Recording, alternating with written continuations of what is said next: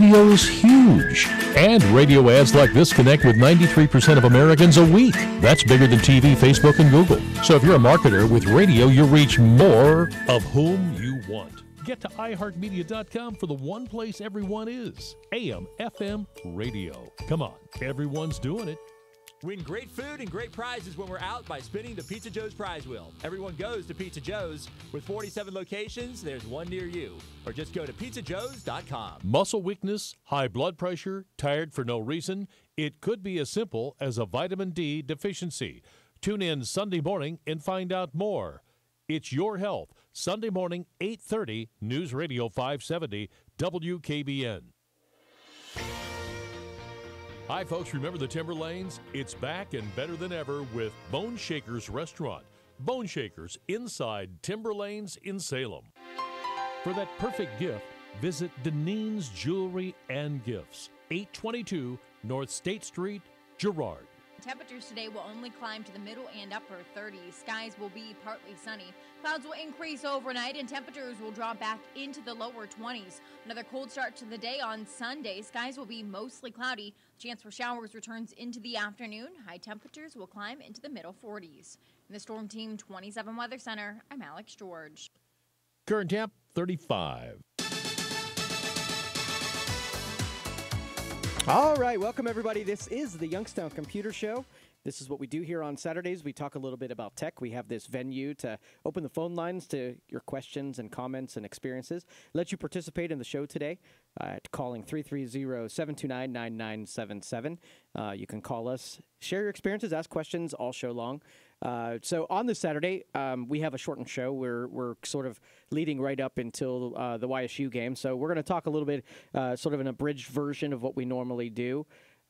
First off, Youngstown Computer provides this show. So if you are looking to have something done, let me give the phone numbers for the office, because I will forget to do this if I don't do it right now. So 330-259-7278, full-service computer company that does repairs, new equipment, and so on and so forth. So if you do want to get something scheduled that way, make sure you write that number down just in case I forget to mention it again. All right, so right off the get-go, what we spent a lot of time doing this week is every lead up to the holiday, we find ourselves setting up lots of equipment, lots of networking, lots of video streaming, et cetera, et cetera. So I wanted to sort of share a couple of stories with you here. So if you're one of those people who are making preparations, these are some considerations and things that you need to either discuss or learn a little bit more of. So first of all, a lot of streaming devices. This cut the cable thing has led to Roku's, Apple TVs, Fire Sticks, all of those devices that help you bring television content, video content, music content into your computers and into your TVs without having to go through a cable box. They're all, they're all very popular gift ideas. So don't be surprised if a lot of you get some of these devices in your stocking and for gifts over the holidays. And so in preparation, you really need to have a pretty quality network for this stuff to reside on and to sit on, so your viewing, your viewing experience is as good as it can be. So we spent a lot of time experimenting over the last couple months when we were sort of hosting a lot of these different devices to see what they were good at, what they were sensitive to, what they did well and not. And what we found is that if you're going to be hosting these devices over a wireless network, you want to make sure that you have a solid AC band router to be able to satisfy the bandwidth requirements for most of these devices. All the new generation stuff, the Apple TV, the Roku, and also the Fire Stick, all of them have great support as far as adapter support. And so as long as you have your local network where you've got a good access point that has very good broadcast, your speeds test out perfectly on both sides, you're going to be in good shape. But most of the time in a wireless environment, you have to do a lot of problem solving, figuring out your weak spots, being able to get the signal to hard to reach places. And so that's where this mesh wireless started coming into play here.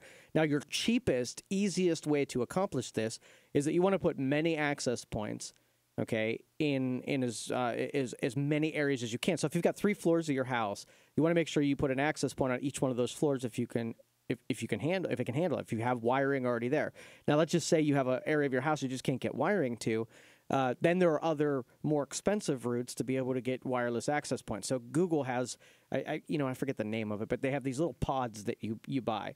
And so you wire one of the pods in, and then the pods speak to one another, and they redirect and they, rebroadcast your wireless. So your devices connect to these pods that then you can separate into different floors of your house. You don't have to worry about running wiring to them. Like I said, your very best plan A is to give you nice, solid mesh wireless access all over your house, wherever, if it's back patio, first floor, basement, whatever. Now, what you don't want to do is you don't want to buy one device and try to powerhouse it so that it covers everything.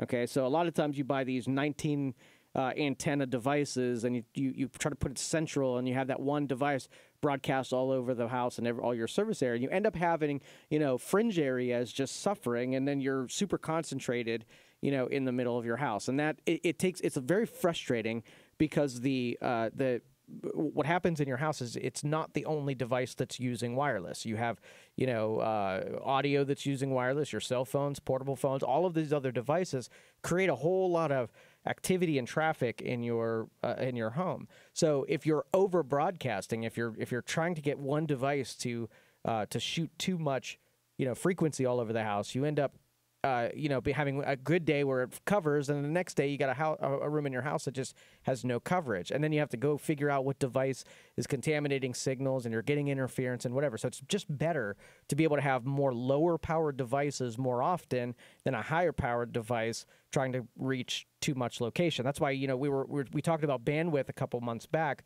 Would you prefer a G signal that has range is nobody's business, but it's limited bandwidth, or would you have a N band, which is has a frequency that has bigger bandwidth but shorter distances? Well, I'm going to choose the shorter distances just about every time, but that puts a requirement of having more devices more often.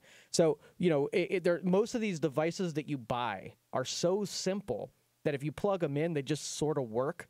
But in most cases, the default settings they ship with are the safest settings for the manufacturer. So where you're going to plug them in and you're not going to call them and say, hey, this device doesn't work. They want you to plug it in and it be able to work. So a lot of it, you're not set up with the best settings. Okay, you're set up with the safest settings. So there's a whole lot of tweaking that goes on before your devices are set exactly where they should be, not necessarily what they shipped with. I just had one yesterday where I went into an office, and they just happened to plug in a router, and it worked, so they walked away from it. Well, they set up a router on the outside of their main router, and just by sheer luck that it worked well enough for them not to notice that they set up these, this double natting between two routers. And like I said, the router was sophisticated enough that it figured it out and made enough stuff work that it didn't matter. But still, when you walk into it and you see that, and that's a very complicated setup. And we use double natting in some situations on purpose, but this wasn't on purpose. And there's some, downside to doing it that way. So a lot of you probably have devices right now that are misconfigured, but just happen to be working anyway. So now is a good time going into the holidays to have all that stuff sorted out. And, for the last 10 years, this part of the year has proved perfect to be able to introduce new devices. If you've got a router that's 4 or 5 years old, that's the natural life cycle. Those things go bad after that. They burn up and they stop performing. So now's the time to, look at what the new technology that's out there. And if you're a, do-it-yourselfer, now's the time to start shopping out what, mesh, mesh product or mesh wireless devices are best for your scenario, your best environment. So let me give you some of the low side and some pricing so that when you're considering this, you know what you're choosing from. So we'll start at the very low end. Okay, so the very low end, we have a Linksys AC1200, and this is the sort of the modern version of the original Cisco Linksys basic routers. Now, this device has a Broadcom chipset, and it is real stable. The software that ships with it is kind of clunky and not preferred. So the hardware is okay. The software is a little bit hard to put up with. So we'll take some third-party software like DDWRT, and we'll actually put it on that hardware, and it makes that hardware perform a little bit better because you have more controls. Now, granted, it's not out of the box, perfect, easy to set up. It's more, hey, I'm going to customize it and make this piece of device or piece of hardware work best. So if you don't want to mess around with settings, then leave the original Linksys software that's on there. Now, again, you don't have as many controls, and it's going to run just okay. You're not going to be able to tweak it all that much, but the hardware will make up for it. So if you're ready for something on the low end, about $150 gets a AC 1200 Linksys, and it's usually good for one single. I got a couple places that have 3 floors, and it has coverage enough to do basic things. It's not going to be a real powerhouse into like if you're doing streaming and you're doing Roku and you're doing the wireless, the Fire Stick and stuff like that. Although it's an AC signal, the radios in it are a little underpowered, and I fear pushing the envelope on the powering the transmission from those things. So it's because it's such a sort of a low end side of things. I don't really push the envelope. So, but it's cool if you've got sitting in the room next to you is where you need most of your stuff. The AC 1200 is about perfect. Next step up is about a 250 Nighthawk, and this is made by Netgear. Nighthawk has a couple extra antennas. You'll notice it starts looking like a little spider. It has pretty good stock software on the Nighthawk. Their last 2 instances, I use the default stuff. Netgear interfaces and GUIs used to be pretty heavy, and anymore I've been able to really use them in either a routing mode, an access point mode, or a bridge mode, and really they've been as consistent as DDWRT. So 2 years ago, and never in a million years, I would say buy a router and keep the default software in there. But I've been pretty impressed over the last couple. And I did it begrudgingly. I did it sort of like wincing a little bit, thinking that this might be a mistake if I leave this on there. But like I said, 3 places in the last couple months, and they've run beautifully, and no reboots, no weird behaviors or anything like that. So that's your low end is going to be your AC 1200, middle end is going to be the Nighthawk, and then your top end, if you can pull it off and you've got the resources to do it, you can spend probably around $400 for a mesh wireless setup. The Google, I think it's Ubi. I want to say it's Ubi. I might be wrong. But anyway, Google has a version of this. And think of it as there's multiple channels that you spread along the house, and each one of those little pods creates a little cellular signal. So as you move devices around, you have a machine that manages the handoff between going from cell tower to cell tower in your own house. So as you move closer to one pod, it hands it off to the next pod, and it sort of works as one universal system rather than a set of individuals or a series of individual pieces of hardware that just happen to be you put the same SSID, so the machine figures it out rather than the hardware. And the ones that we love and that we set up are Ubiquity. And the brand is Unify. The brand is Ubiquity. The model is Unify. And these are individuals. They don't work wirelessly between each other. We've actually have to run a cable to each one of the access points. But each one of the pieces of hardware, I can sort of like pick the type of hardware that's needed on that wall. I don't have to like make the best of the best for all of them. I can put a G wireless access point here where it really doesn't matter, but this one needs to be an AC, so a $100 one versus a $200 one. Now those meshes, you pick out the components. The software runs on just a regular computer, so your computer manages it, and it sends programming and so on and so forth. And now the rest of the stuff, the rest of the configuration is stored really bare bones on each one of the devices, and they can range anywhere from 100 per access point to about 200 depending on which. So if you buy 3 of them and 2 of them are good and 1 of them are just the okay ones, then you're looking at a $500 setup.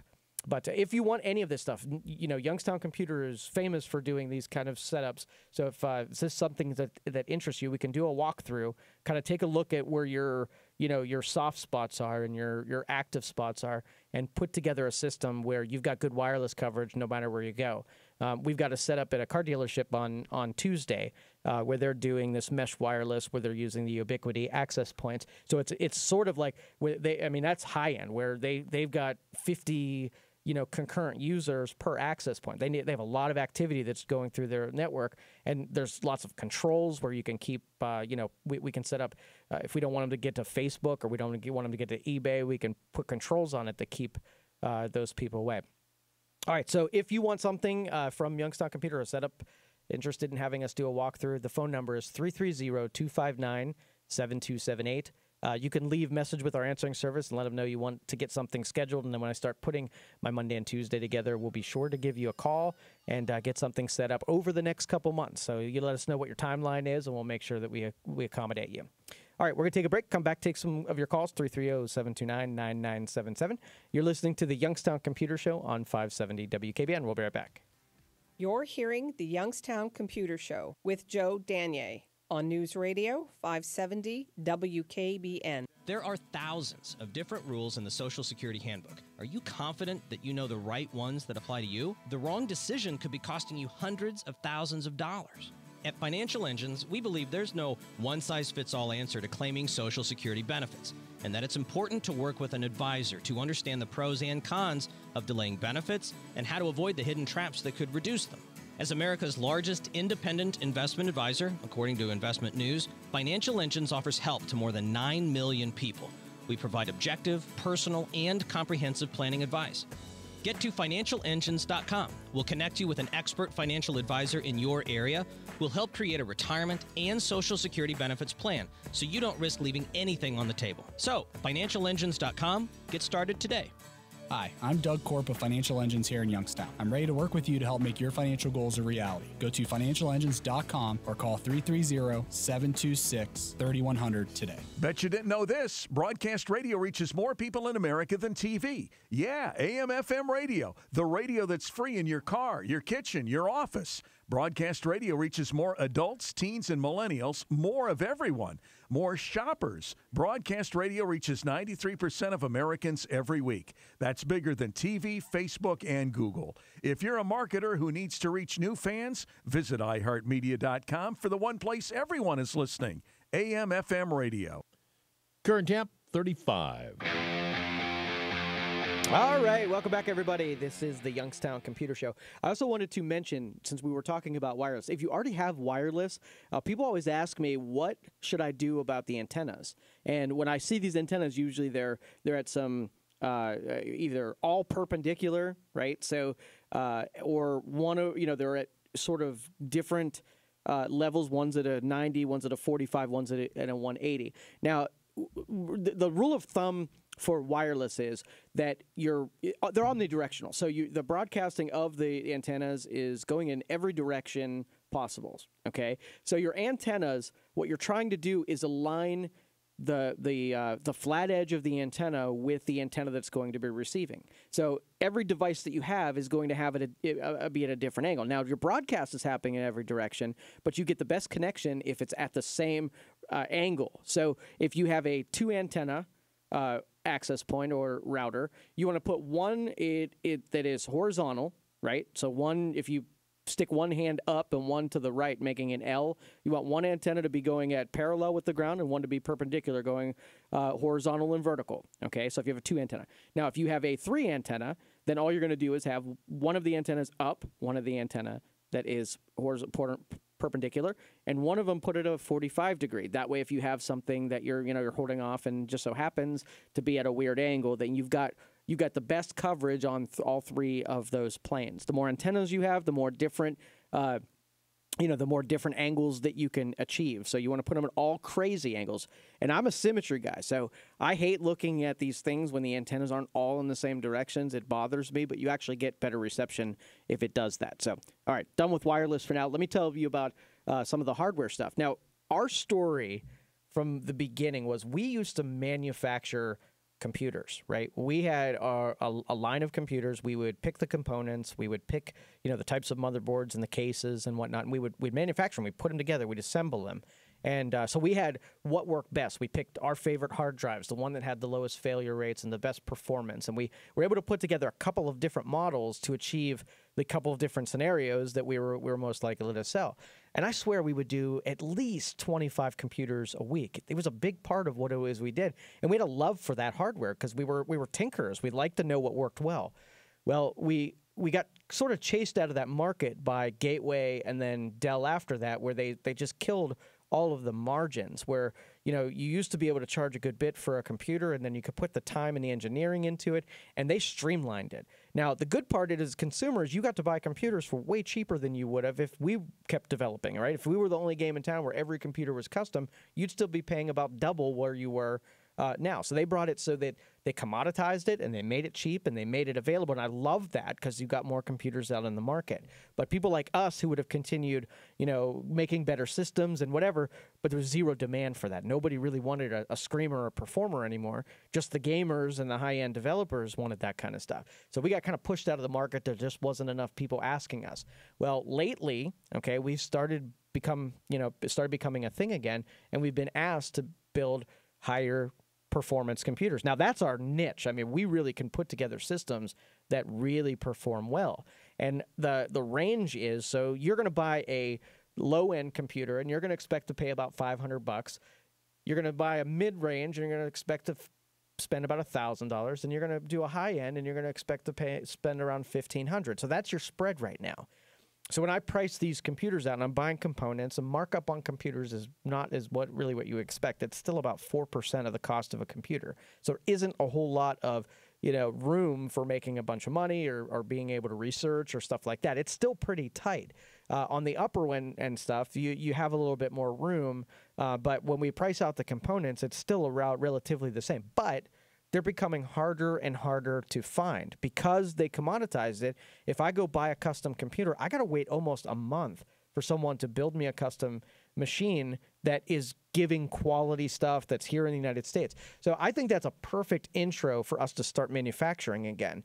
We're going to start buying components. We're going to put our typical our i5 series and our i7 series, and we're going to try to hit the volumes enough that we can bring the prices in where most of the market on the upper end. I mean, the value computers, the Walmart computers, we're never going to be able to achieve that. We're just not doing, mass market. But I think we have a skill set. All of our guys have been chomping at the bit to do this. They are really, really good. All of them. Everybody who wants to get in this industry, the first thing they tell me is, I built my own computer, and they're so excited about it. And they researched every component. They know every chip that went in there. They know so much about the operations of that computer. It's crazy. But most of us, we just want to buy a computer, we hit the button, and it turns on. Well, I'm not going after that market. We've already got commodity value computers, and they're doing it really well, and whoever's doing it, continue to do it. We're just going to go on the upper end of that. The gamers, the people where performance matter, and the people who are doing design work, that's matter. We're going to start building for them. First, we're only going to do a handful of these. We're going to, if we can operate at break even for a little bit, just till we kind of get our sea legs. We put one together the other day, and it was amazing, and it felt good. And I felt like, I'm a service guy, but I really want to make stuff. I mean, that's really where you get fulfillment, when you're putting something together and putting it in the marketplace. I feel like this is sort of our second chance to do it.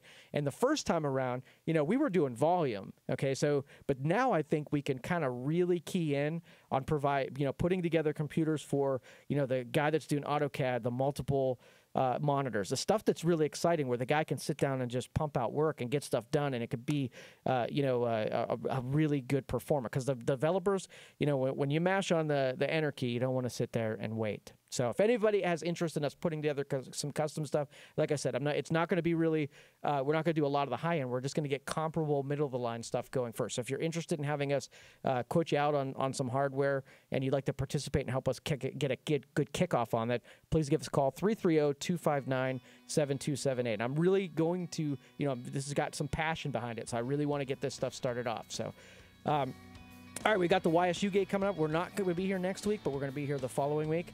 Thanks for listening. This has been the Youngstown Computer Show on 570 WKBN. See ya.